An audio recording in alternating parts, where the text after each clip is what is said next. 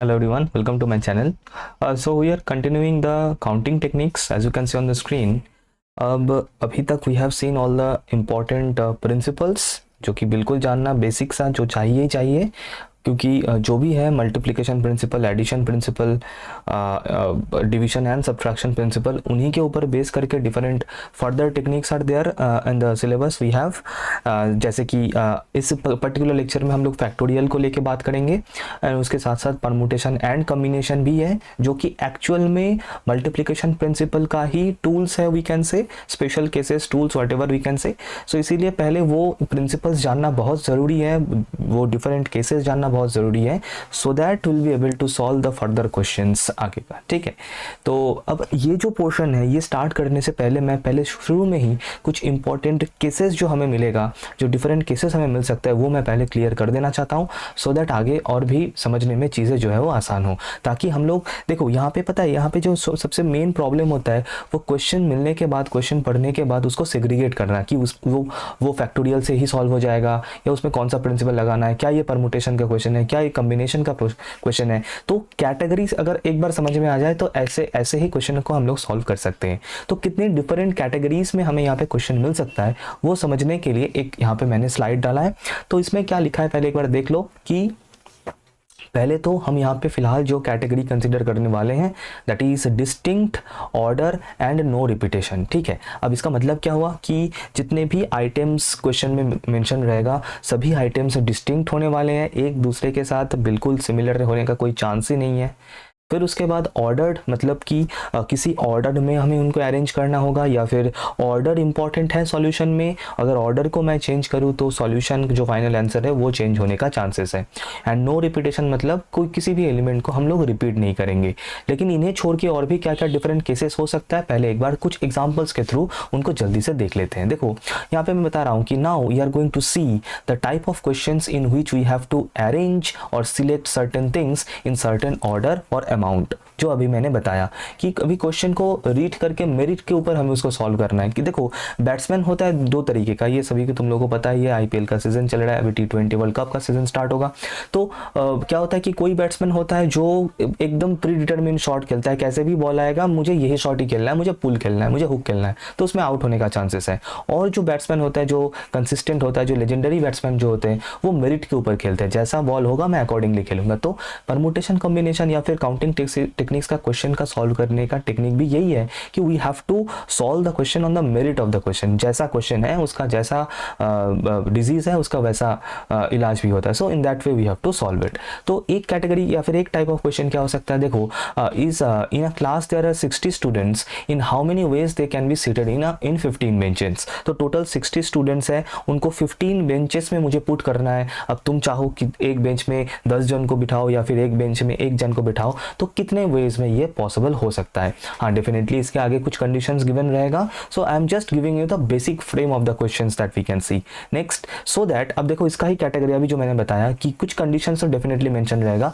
कि so that two particular students don't sit together. मतलब 60 students को 15 बेंचेस में मुझे बैठाना है, ताकि दो पर्टिकुलर बदमाश बच्चा है क्लास के, उनको मैं साथ में नहीं बैठा सकता। अगर उन दोनों को साथ में बैठा दिया तो क्लास का राम नाम सत्य हो जाएगा। सो इस तरीके से हमें अरेंजमेंट करता है। तो इन हाउ मेनी वेज हम ये अरेंजमेंट कर सकते हैं। तो देखो ऑलरेडी ये वर्ड अरेंज आ रहा है, तो अभी यही मैं बता रहा था कि अभी बिल्कुल हम लोग मेन मुद्दे पे हम लोग पहुंच चुके हैं। बिल्कुल जिस टाइप का क्वेश्चन पेपर में मिलता है उस टाइप के ओर हम लोग चल रहे हैं। एक और इस डिजिट्स रिलेटेड क्वेश्चन बहुत इंपॉर्टेंट है और हम आगे सॉल्व भी करेंगे कि how many 4 digit numbers can be made with the digits 6 7 1 2 4 5। तो इन डिजिट्स को यूज करके हाउ मेनी 4 डिजिट्स नंबर में बना सकता हूँ। इसको भी इस टाइप का क्वेश्चन भी हम लोग बहुत ज़्यादा भर भर के सॉल्व करेंगे। So do not worry. अब इसमें एडेड कुछ कंडीशन भी रह सकता है कि वो जो टोटल मतलब जितने भी 4 डिजिट्स नंबर हम लोग बना रहे हैं उनमें से कितने नंबर्स 3 से डिविजिबल होगा, कितने नंबर्स 5 से डिविजिबल होगा, कितना नंबर इवन होगा, कितना नंबर ऑड होगा। ऐसे डिफरेंट कंडीशंस गिवन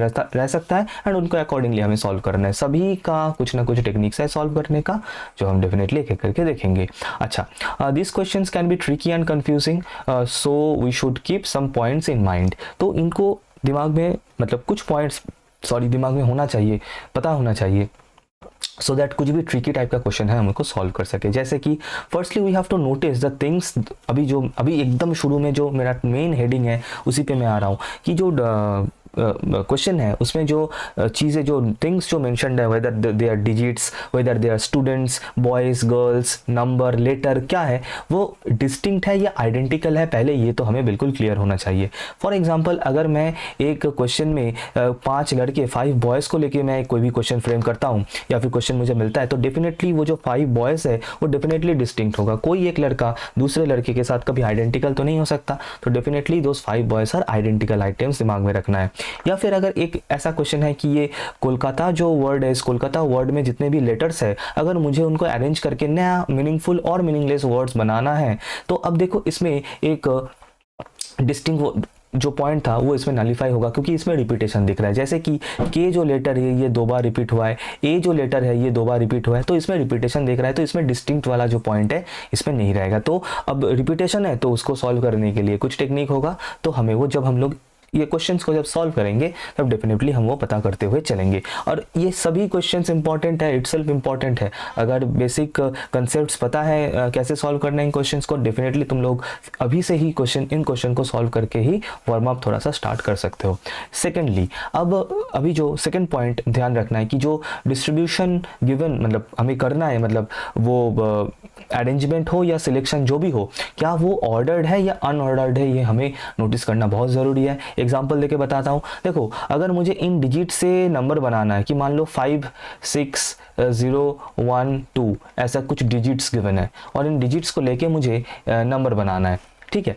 अब द पॉइंट इज यहाँ पे जब हम लोग कुछ डिजिट्स को लेके नंबर फॉर्म कर रहे हैं तो वहाँ पे ऑर्डर इंपॉर्टेंट है। क्यों? क्योंकि मान लो मुझे एक 4 डिजिट नंबर बनाना है, तो 5 6 1 2 ये भी एक नंबर बन सकता है यहाँ से। और इस 5 6 1 2 में जो डिजिट्स है इनको अगर मैं थोड़ा सा अरेंजमेंट थोड़ा सा इधर उधर कर दूँ, फॉर एग्जाम्पल अगर मैं बना दूँ 6 5 1 2, तो देखो ये एंड ये आर कंप्लीटली 2 डिफरेंट नंबर्स। तो इसका मतलब यहाँ पे डिजिट्स का ऑर्डर बहुत इंपॉर्टेंट है। अगर मैं ऑर्डर चेंज करूंगा तो डेफिनेटली मुझे अलग अलग रिजल्ट्स मिलता जाएगा। सो ये होता है ऑर्डर वाला क्वेश्चन, मतलब जिसमें ऑर्डर इंपॉर्टेंट है वो वाला क्वेश्चंस। अब मान लो मुझे एक टीम बनाना है with 3 members, Raju, Shyam and Babu Bhaiya, इनको लेके मुझे एक टीम बनाना है। अब बिल्कुल फर्क नहीं पड़ता कि उस टीम में मैं पहले राजू को रखूं या फिर बाबू भैया को, क्योंकि टीम जो बनेगा वो तो एक कलेक्टिव एक कलेक्शन है ऑफ द 3 प्लेयर्स या फिर 3 पर्सन। तो मैं किसी को भी चाहे आगे रख सकता हूँ, किसी को भी चाहे बाद में रख सकता हूँ। इसका मतलब इसमें ऑर्डर बिल्कुल कुछ मायने नहीं रखता है, तो ये एक अनऑर्डर्ड कैटेगरी में चला जाएगा। इस तरीके से क्वेश्चंस को डिस्टिंग्विश करना आना चाहिए, लाइक सेग्रीगेट करना आना चाहिए। देखो while making a flag with 3 different colors red green white etc, now इसमें order is important. Why? Because हमारा जो देश का जो तिरंगा है, that is our national flag, उसमें जो सीक्वेंस है कलर्स का वो इंपॉर्टेंट है। अगर मैं सीक्वेंस चेंज कर दूंगा तो इंडिया का नेशनल फ्लैग नहीं रहेगा। So definitely in this case the order is important. तो इसी तरीके से सेग्रीगेट करना आना चाहिए। या फिर एक और कैटेगरी हो सकता है, जो ये मेरा लास्ट पॉइंट था रिपीटेशन वाला। तो देखो रिपीटेशन इज अलाउड और नॉट, ये एक क्वेश्चन में मेंशन रहेगा, और अगर नहीं रहेगा तो भी क्वेश्चन पढ़ के हमें ये समझ में आना चाहिए कि, लेकिन क्या होता है कि 90% क्वेश्चन अगर रिपीटेशन अलाउड है तो वो क्वेश्चन में मेंशन रहेगा। फॉर एग्जांपल मान लो ये जो डिजिट्स है यहाँ पे देखो 1 4 5 6 7 3, इनको लेके मुझे एक 5 डिजिट्स नंबर बनाना है। तो देखो मैं यहाँ पे 4 को, अच्छा शायद मैं बीच में आ रहा हूँ, हाँ मैं थोड़ा सा हट जाता हूँ। देखो मैं यहाँ पे 4 को 2 टाइम्स मैं यहाँ पे यूज़ किया हूँ, इसका मतलब इसमें रिपीटेशन हो रहा है। अब ये रिपीट कर सकता हूँ या नहीं, मतलब कोई भी डिजिट को मैं रिपीट कर सकता हूँ या नहीं कर सकता हूँ, डेफिनेटली क्वेश्चन में मेंशन रहेगा। अगर क्वेश्चन में मेंशन नहीं रहता है तो बाय डिफ़ॉल्ट हम लोग like by default no repetition लेके ही चलते हैं, ठीक है। बाय डिफ़ॉल्ट नो रिपीटेशन लेके ही चलते हैं, और अगर रिपीट करना है तो डेफिनेटली वो क्वेश्चन में जो है वो मेंशन्ड रहेगा। तो these are some important preliminary points that we need to remember in order to solve the questions from permutation combination और from factorial, to be precised from counting techniques. I hope ये समझ में आ रहा है, ये points तुम लोग distinguish मतलब डिफरेंशिएट कर सकते हो। अगर समझ में आ रहा है पॉइंट्स मैं भी जो भी यहाँ पे बताना चाह रहा हूँ, एक लाइक ज़रूर करना है ना, क्योंकि हम लोग आगे बढ़ते हैं। हम लोग का आज का जो मेन मुद्दा है that is towards the factorial thing. अब फैक्टोरियल क्या है समझते हैं, फैक्टोरियल का नोटेशन समझेंगे, फॉर्मूला समझेंगे, क्वेश्चन सॉल्व करेंगे, everything will do using from factorial. 2-3 question भी जरूर सॉल्व करेंगे, so will come back to this one by one. So let us start from the very beginning of the factorial. तो factorial तो है, ठीक है, कोई दिक्कत नहीं, लेकिन फैक्टोरियल याद रखना, फैक्टोरियल एक नोटेशन है। पीछे जो मेनली जो यूज़ हो रहा है दैट इज़ मल्टीप्लिकेशन प्रिंसिपल, जो इसीलिए मैं बार बार बताते आ रहा हूँ। वो प्रिंसिपल्स जो हम लोग सीख चुके हैं सामने, those are important to understand the further things, क्योंकि मैक्सिमम जो भी हम लोग देखेंगे आगे का नोटेशंस, परमुटेशन बोलो, कम्बिनेशन, दोज आर नोटेशंस, ठीक है। एक्चुअल जो यूज़ हो रहा है, जो टूल यूज़ हो रहा है क्वेश्चन को सॉल्व करने के लिए, दैट इज़ मल्टीप्लिकेशन प्रिंसिपल। जैसे कि एक क्वेश्चन से स्टार्ट करते हैं, बिल्कुल बेसिक सा क्वेश्चन है, और इसी क्वेश्चन को सॉल्व करते हुए हम लोग फैक्टोरियल का जो नोटेशन है वो भी बना लेंगे। क्वेश्चन क्या है, there are 60 students in a class, in how many ways they can be arranged in a line. तो एक लाइन है, इस लाइन में 60 स्टूडेंट्स को एक साथ हमें रखना है। We have to like arrange them in line, the 60 students I have to turn in my hands. तो in how many ways I can do that, है ना। अब देखो यहाँ पे 3 पॉइंट याद रखना जो मैंने शुरू में बता दिया था। अब बॉयज़ जो है, मतलब स्टूडेंट्स जो है, डेफिनेटली वो डिस्टिंक्ट है। कोई भी एक स्टूडेंट, एक लड़का या लड़की, सॉरी, दूसरे कोई लड़का या लड़के के साथ एक आइडेंटिकल नहीं हो रहा है। हाँ, definitely until unless there are identical twins, but ये सब स्पेशल केसेस हम लोग डेफिनेटली कंसिडर नहीं करते हैं generally, until unless that is mentioned in the question. So every student are distinct, वो तो बिल्कुल पकड़ के चलना है। सेकेंड, नंबर टू ये है कि ऑर्डर्ड, मतलब डेफिनेटली क्योंकि यहाँ पे हम लोग अरेंज कर रहे हैं एक के बाद एक के बाद एक के बाद एक, मतलब राम के बाद श्याम या फिर वटेवर, तो डेफिनेटली ऑर्डर तो इसमें इंपॉर्टेंट है ही है ना। क्योंकि अगर मैं, मतलब सपोज यहाँ पे मैंने ए को रखा, फिर यहाँ पे मैंने बी को रखा, अगर मैं इनका ऑर्डर चेंज कर रहा हूँ तो डेफिनेटली ये एक नया अरेंजमेंट बन रहा है।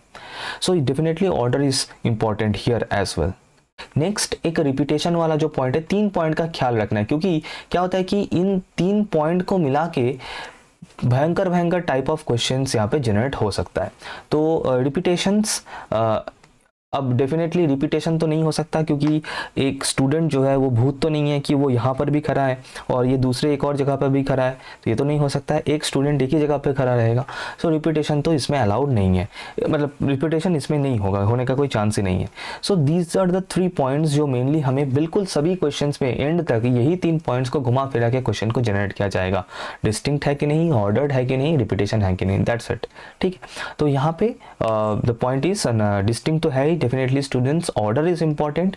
तो ऑर्डर इज इंपॉर्टेंट मतलब घुमा फिरा के ये परमुटेशन का ही क्वेश्चन बनेगा, लेकिन परमुटेशन वाला सॉल्यूशन या फिर नोटेशन अभी हम लोग नहीं देखेंगे, नेक्स्ट लेक्चर में देखेंगे। फिलहाल हम लोग इसको फैक्टोरियल से सॉल्व करेंगे। अब देखो, तो मान लो ये मेरा फर्स्ट प्लेस है जहां से मैं स्टार्ट कर रहा हूँ एक एक बच्चे को प्लेस करना, अरेंज करना। तो ये जो फर्स्ट प्लेस है यहाँ पे रखने के लिए मेरे पास बच्चे कितने अवेलेबल है, टोटल 60 स्टूडेंट्स आर देयर। तो 60 ऑप्शंस आई हैव, उन 60 ऑप्शंस 60 बॉयज, मतलब स्टूडेंट्स में से मैं किसी भी एक लड़के को यहाँ पे रख सकता हूँ। तो फॉर दिस फर्स्ट प्लेस, या फिर I can write like this, बिल्कुल इसी तरीके से लिखना चाहो तो लिख सकते हो कि this first place can be filled in 60 ways. तो यहाँ पे पुट करने के लिए I have 60 options in my hand.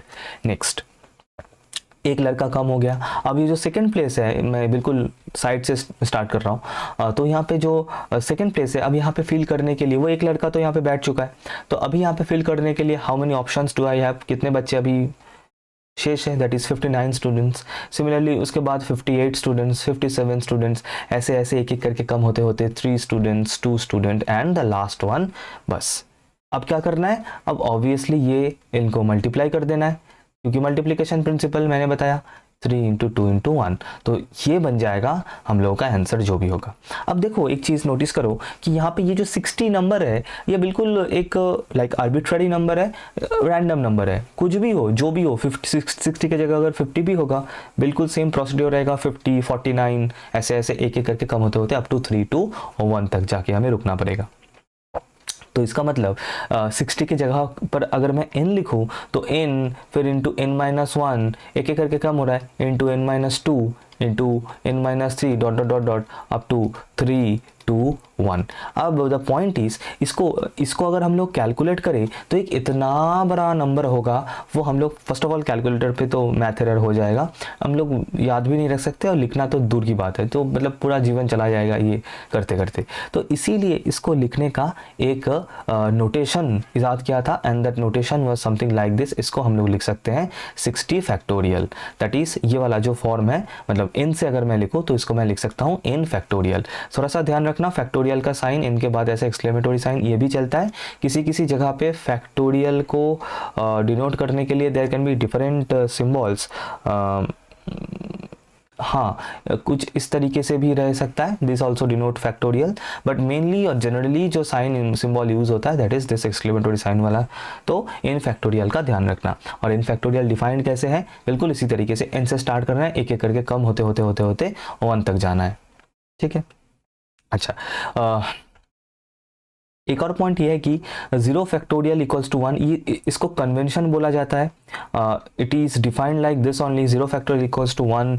इसको इसीलिए इसको मतलब 0 फैक्टोरियल को 1 लिया गया है ताकि कुछ कुछ कैलकुलेशंस, कुछ कुछ चीज़ें हम लोगों को ईजी हो जाए करना, इसीलिए 0 फैक्टोरियल को 1 डिफाइन किया गया है। And we have to remind that as well, ये थोड़ा सा याद भी रखना है, we have to remember this, that is 0 factorial का वैल्यू इज इक्वल्स टू 1, ठीक है। और ये क्यों है, क्यों 0 फैक्टोरियल को 1 डिफाइन किया गया था, that we are going to see in this particular lecture, आगे जाके वो हम ज़रूर देखेंगे। अच्छा, अब फैक्टोरियल रिलेटेड मतलब फॉर एग्जांपल देखो मैं बताता हूँ कि 1 फैक्टोरियल क्या होगा फिर। अच्छा, इनका ध्यान रखना, for any positive integer n, मतलब कोई भी फ्रैक्शन या फिर नेगेटिव टर्म का फैक्टोरियल नहीं हो सकता, ये पहले दिमाग में बिल्कुल फिट कर लो। फर्स्ट सेमेस्टर में बीटा गामा फंक्शन था, वहाँ पर भी मैंने ये बताया था, lecture is already on the channel, चाहो तो देख सकते हो, ज़रूरत नहीं है फिलहाल इसके लिए, but if you want definitely you can see it. So 1 factorial का वैल्यू डेफिनेटली 1 होगा। 2 फैक्टोरियल का वैल्यू क्या होगा सर, 2 इंटू 1 मतलब 2 होगा। 3 फैक्टोरियल का वैल्यू 3 इंटू 2 इंटू 1, ये तो कुछ बताने के लिए है नहीं, कुछ 6 होगा। 4 फैक्टोरियल का वैल्यू 4 इंटू 3 इंटू 2 इंटू 1, तो इसका वैल्यू हो जाएगा आई गेस 12। 5 फैक्टोरियल का value 5 into 4 into 3 into 2 into 1, सो 5 इंटू 12 मतलब कितना, सॉरी 4 इंटू 3, ये सॉरी 24 होगा, हाँ अभी मैं सोचूं क्योंकि ये तो 120 होता है, ये तो मुझे पता है। तो आगे का 6 फैक्टोरियल फिर वही सेम, देखो 6 फैक्टोरियल को मैं क्या लिख सकता हूँ, 6 into 5 into 4 into dot dot dot dot up to 1। अब जरा सोच के देखो 6 इंटू फिर इसका ये जो बाद वाला पार्ट है ये एक्चुअल में है तो 5 फैक्टोरियल ही, तो ये वाला थोड़ा सा याद भी रखना, मैं नेक्स्ट स्लाइड में दिखाऊंगा भी। अब इसको लिखना इजी है क्योंकि 5 फैक्टोरियल का वैल्यू हमें पता है जो कि 120 होता है, तो 6 इंटू 120 मतलब ये हो जाएगा 720। तो इस तरीके से भी हम लोग जल्दी से इसको कैलकुलेट कर सकते हैं। ज़्यादा लार्ज नंबर का फैक्टोरियल ऑब्वियसली नहीं आएगा क्योंकि ज़्यादा दूर जाने का ज़रूरत है नहीं, कैलकुलेटर में लगभग ज़्यादा नहीं, लाइक 9 10 11 12 फैक्टोरियल कैलकुलेट करने जाओगे तो मैथ एरर वगैरह आ जाएगा, मुझे एग्जैक्टली याद नहीं है क्योंकि बहुत बहुत वैल्यूज़ जो है ना बिल्कुल एक्सपोनेंशियली बढ़ता जाता है मल्टीप्लिकेशन करने से, मतलब बढ़ेगा बहुत जल्दी, बहुत ज़्यादा बढ़ जाएगा, ठीक है। तो कुछ इस तरीके से है। अब फैक्टोरियल से कुछ पॉइंट्स या फिर कैलकुलेशन टेक्निक्स हमें पता होना चाहिए।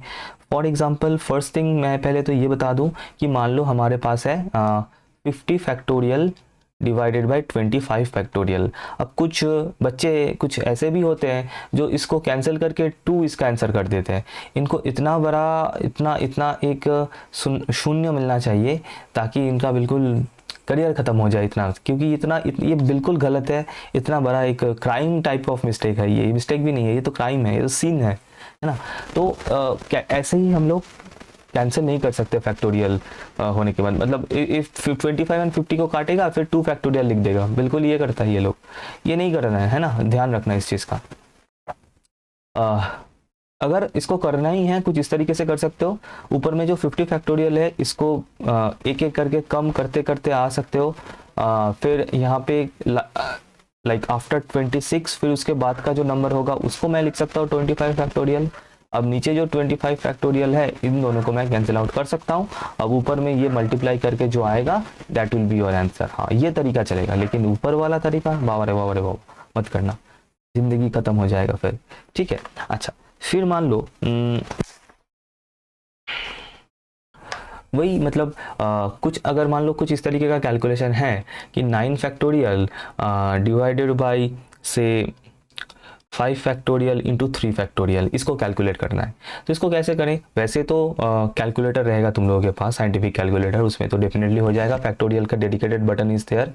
एंड अदरवाइज करना चाहो तो टेक्निक ये रहता है, जो ऊपर में जो लार्ज फैक्टोरियल, जो सबसे बड़ा, जो सबसे ग्रेटेस्ट नंबर का फैक्टोरियल रहता है, उसको सेकेंड हाइएस्ट फैक्टोरियल तक ब्रेक करो। मतलब 9 फैक्टोरियल को मैं लिख सकता हूँ 9 इंटू 8, एक एक करके कम करना है ना, 6 इंटू अब आगे का जो है दैट इज़ 5 फैक्टोरियल, तो वो मैं 5 फैक्टोरियल के तौर पे ही छोड़ रहा हूँ, ताकि मैं नीचे का ये 5 फैक्टोरियल और इस 3 फैक्टोरियल को लिख सकता हूँ 3 इंटू 2 इंटू 1, ताकि मैं इस 5 फैक्टोरियल और इस 5 फैक्टोरियल को कैंसिल कर सकता हूँ। हाँ, ये बिल्कुल पॉसिबल है, क्योंकि 5 फैक्टोरियल को ब्रेक करने से जो नंबर मिलेगा वो तो सेम ही है, तो वो तो इंडिविजुअली सब कैंसिल आउट ही हो जाएगा।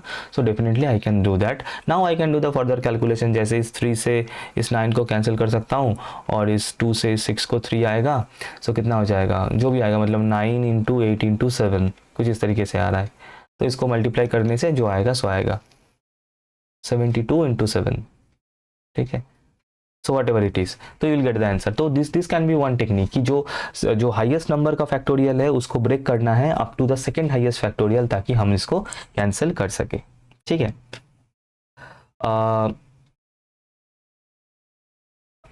बाकी तो बताया मैं जो भी पॉइंट है यहाँ से। अच्छा, कुछ मैं एक क्वेश्चन मैं यहाँ पे करता हूँ, इसका ज़रा कमेंट करके इसका आंसर ज़रूर बताना, ठीक है। मेरा क्वेश्चन ये है कि 30 फैक्टोरियल बाई 100 फैक्टोरियल क्या ग्रेटर है 31 फैक्टोरियल बाई 101 फैक्टोरियल से? मतलब मुझे पता करना है कि इन दोनों में से कौन सा, किसका वैल्यू ज़्यादा है, किसका कम है, मतलब इसका वैल्यू ज़्यादा है या फिर इसका वैल्यू ज़्यादा है। That is my question and you have to give me the answer in the comment section, ठीक है। ओके, अच्छा चलते हैं और कुछ इंपॉर्टेंट टाइप ऑफ क्वेश्चन से फ्रॉम फैक्टोरियल पार्ट। अच्छा, क्वेश्चन को पढ़ लेते हैं। क्वेश्चन में क्या पूछा गया है कि इन how many veg can you select 30 men to occupy 30 chairs in a row so that a certain होगा वहाँ पे, certain man is never in an extreme chair, ठीक है। इसका मतलब ऐसे 30 चेयर्स रखा हुआ है और 30 मेन भी है, तो हर एक चेयर में एक एक करके मैन बैठेगा, एक एक पर्सन बैठेगा।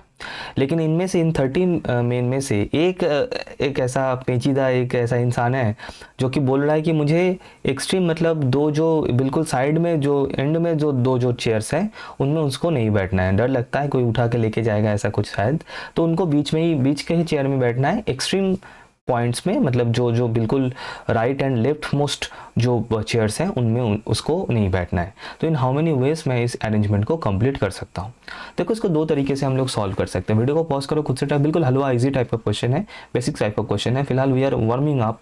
देखो, बिल्कुल मत समझना कि सर इतना इजी क्वेश्चन तो नहीं आएगा, लेकिन मेरा पॉइंट ऑफ व्यू ये है कि हम फिलहाल थोड़ा सा वार्म अप कर रहे हैं, चीज़ों को समझ रहे हैं। अब आगे ये अगर पूरा काउंटिंग टेक्निक्स को बिल्कुल उतारना है दिमाग में, तो इस सीरीज़ को कंप्लीट करना होगा बिल्कुल एंड तक, क्योंकि इजी से मॉडरेट टू एडवांस्ड पूरा लेवल तक मैं लेके जाऊंगा एक एक करके। इसी तरीके से मैंने इसको लाइन अप किया है, all the portions of this entire module, ठीक है। तो देखो, एक तरीका ये हो सकता है कि मैं थोड़ा सा यहाँ पे लिखता हूँ so that you will be able to understand. अच्छा, तो देखो, पहले वो स्पेशल मैन के पॉइंट ऑफ व्यू से अगर हम लोग देखें तो क्या हो सकता है कि टोटल 30 चेयर्स है, मतलब 30 प्लेसेस है और टोटल 30 मेन भी है। तो फर्स्ट पॉइंट मेरा ये है कि द स्पेशल मैन और दैट सर्टेन मैन, जिनको नहीं बैठना है एंड में, स्पेशल मैन उनको मैं बताता हूँ, दैट स्पेशल मैन कैन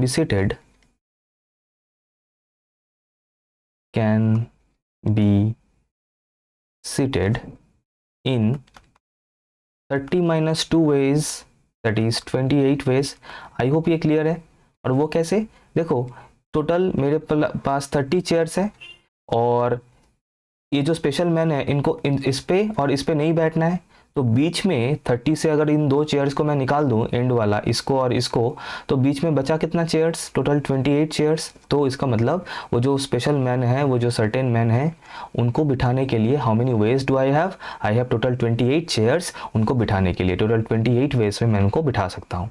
अच्छा, तो मान लो कि इनमें से 28 चेयर में से कोई भी एक चेयर में वो स्पेशल पर्सन जो है वो बैठ गया, ठीक है। अभी रिमेनिंग पर्सन कितना है, रिमेनिंग पर्सन कितना है, टोटल 30 पर्सन था, उनमें से एक बैठ गए, तो अभी रिमेनिंग पर्सन है 30 माइनस 1 दैट इज 29 पर्सन। और मेरे पास चेयर भी कितने अवेलेबल है, अब वो स्पेशल पर्सन बैठ चुका है। अब बाकी जो ये 29 पर्सन रिमेनिंग जो है, इनका कोई फर्क नहीं पड़ता, इनको मैं कहाँ पे बिठा रहा हूँ कहाँ पे नहीं बिठा रहा हूँ, तो डजेंट मैटर, इनके लिए कोई कंडीशन नहीं है। तो अभी खाली भी है 29 से, टोटल 29 सीट्स खाली है ना। टोटल 30 चेयर्स था, उनमें से एक चेयर में ये इंसान बैठ चुका है, तो अब टोटल खाली कितना चेयर्स है, टोटल 29 चेयर्स खाली है, और उन पे मुझे 29% को बिठाना है। तो in how many ways I can do that, in 29 factorial ways I can do that, in 29 factorial ways I can do that. I hope ये समझ में आ गया। नहीं आया तो फिर से नीचे एक बार और बता रहा हूँ। देखो यहाँ पे टोटल 30 स्पेसेस है मान लो, ठीक है, उतना तो मैं यहाँ पे नहीं ड्रॉ कर सकता हूँ, ठीक है। और इसमें से एक चेयर में वो स्पेशल पर्सन ये बैठ चुका है। अब देखो मेरे पास पर्सन अवेलेबल है, मेरे पास पर्सन अवेलेबल है 29, ठीक है। और चेयर्स कितने खाली है, खाली चेयर कितना है, एम्प्टी चेयर कितना है फिलहाल, एम्प्टी चेयर कितना है फिलहाल, वो भी है 29।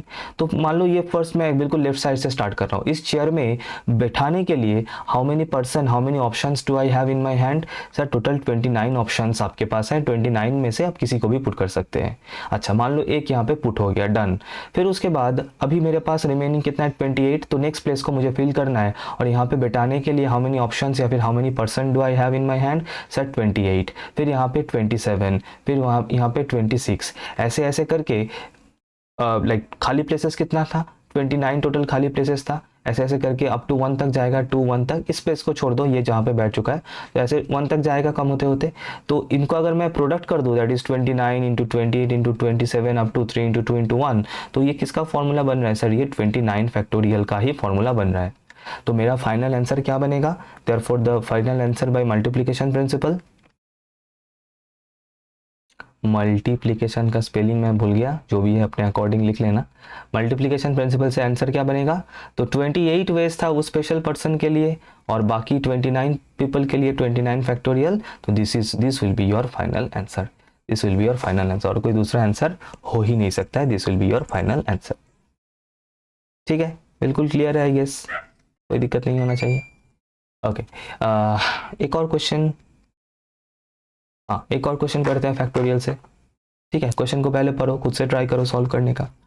There are 30 boys and 20 girls in a class, in how many ways you can arrange the students so that the boys stay together and the girls stay together. मतलब जो 30 टोटल बॉयज है, उन बॉयज को एक साथ रखना है, and जो 30 टोटल गर्ल्स है, उन गर्ल्स को एक साथ रखना है। तो in how many ways we can do that, नहीं 20 टोटल गर्ल्स है, सॉरी 20 टोटल गर्ल्स है, उनको एक साथ रखना है। तो in how many ways we can do that, बिल्कुल easy yet important type of question है। ये क्वेश्चन दिख जाता है पेपर में भी, दिख जाता है ये वाला क्वेश्चन। हाँ, इसमें थोड़ा सा एडेड कंडीशन रह सकता है, जो हम लोग आगे चल के डेफिनेटली सॉल्व करेंगे इन द प्रैक्टिस क्वेश्चन। ठीक है, मैं पहले कंसेप्ट करवा दूंगा इसी तरीके से छोटा छोटा ऐसे लेक्चर्स में, फिर उसके बाद मैं important questions and previous year questions दोनों लाऊंगा एक सिंगल लेक्चर में, और यही मेरा प्रोसीड्योर रहेगा फॉर दिस पर्टिकुलर पार्ट। ठीक, अच्छा तो इसको बताओ क्या होगा, बिल्कुल हलवा इजी टाइप ऑफ क्वेश्चन है। तो 30 बॉयज़ के लिए अलग सा होगा और 20 गर्ल्स के लिए अलग सा होगा, फिर उनको कंबाइन कर देना है। कैसे करें, देखो मैं इसका सोल्यूशन बता देता हूँ, बिल्कुल ईजी है। तो देखो ये जो 30 बॉयज़ है, तो टोटल यहाँ पे मान लो 30 प्लेसेस है, और इनमें पुट करने के लिए मेरे पास ऑप्शन भी अवेलेबल है, टोटल 30 बॉयज़, और यहाँ पे टोटल 20 गर्ल्स है और 20 प्लेसेस है, 20 गर्ल्स को प्लेस करने के लिए 20 प्लेसेस आर देयर। तो अभी हम लोगों ने तो किया, यहाँ पे मतलब ये बॉयज़ वाला जो सेगमेंट है, यहाँ पे लेफ्ट हैंड साइड से स्टार्ट करते हैं। तो यहाँ पे पुट करने के लिए how many options do I have, 30 boys है अभी। अब एक बैठ जाएगा तो अभी एक कम हो जाएगा, 29 options now I have, then I have 28 options. ऐसे ऐसे कम होते होते मुझे 3 to 1 तक जाएगा ये वाला। तो इसका मतलब ये हो रहा है 30 फैक्टोरियल बॉयज़ के लिए। सिमिलरली गर्ल्स के लिए यहाँ पे पुट करने के लिए 20 ऑप्शंस आई है, मतलब 20 गर्ल्स है, उनमें से मैं किसी को भी यहाँ पे बैठा सकता हूँ। फिर एक ऑप्शन कम हो जाएगा, फिर एक ऑप्शन कम हो जाएगा, ऐसे होते होते 3 to 1 तक जाके वो खत्म होगा। मतलब इसका वैल्यू इसका क्या होगा, 20 फैक्टोरियल। तो तुम लोग बोलोगे सर इसका मतलब फाइनल आंसर हो गया 30 factorial into 20 factorial. No, it is not completed yet, क्योंकि इनके बीच में एक और अरेंजमेंट पॉसिबल है। दैट इज क्या बोला था यहाँ पे कि so that the boys stay together and the girls stay together. मतलब ये 30 फैक्टोरियल मतलब इन बॉयज़ को और इन गर्ल्स का ये जो टोटल पूरा ये जो सेट है ये भी तो इंटरचेंज हो सकता है। कहने का मतलब इस फिलहाल इस सिनेरियो में या फिर इस फिगर में मैंने बॉयज़ को लेफ्ट हैंड साइड में रखा है एंड गर्ल्स को राइट हैंड साइड में रखा है। ये उल्टा भी तो हो सकता है। दैट इज़ मैं गर्ल्स को रख सकता हूँ, गर्ल्स वाला जो सेट है इसको मैं रख सकता हूँ लेफ्ट साइड में, और बॉयज़ वाला जो सेट है उनको मैं रख सकता हूँ राइट साइड में। तो इसका मतलब यहाँ पे क्लियरली दो अरेंजमेंट मुझे और दिख रहा है, एक ये वाला अरेंजमेंट और दूसरा ये वाला अरेंजमेंट। इसका मतलब टोटल ये मतलब बॉयज़ एंड गर्ल्स का जो सेट है इनके arrangements in how many ways possible है, that is in 2 ways it is possible. So इसका साथ एक 2 और मल्टीप्लाई होगा तब जाके मेरा फाइनल आंसर बनेगा। This is your required answer, this is your required final answer. In this many ways we can do that, 30 factorial into 20 factorial into 2। I hope ये 2 क्यों हुआ है ये बिल्कुल क्लियर है। बिल्कुल इसी तरीके से कंसेप्ट क्लियर करते हुए चलना, अदरवाइज डेफिनेटली इशू होगा जब हम लोग कुछ डिफरेंट या फिर difficult type of question solve करेंगे। बेस अगर क्लियर होगा तो हम लोग किसी भी टाइप का क्वेश्चन सॉल्व कर सकते हैं। ठीक है, तो नेक्स्ट टॉपिक में हम लोग डिस्कस करेंगे about another notation, another important notation that is called permutation. ठीक है, तो मिलते हैं नेक्स्ट वन में।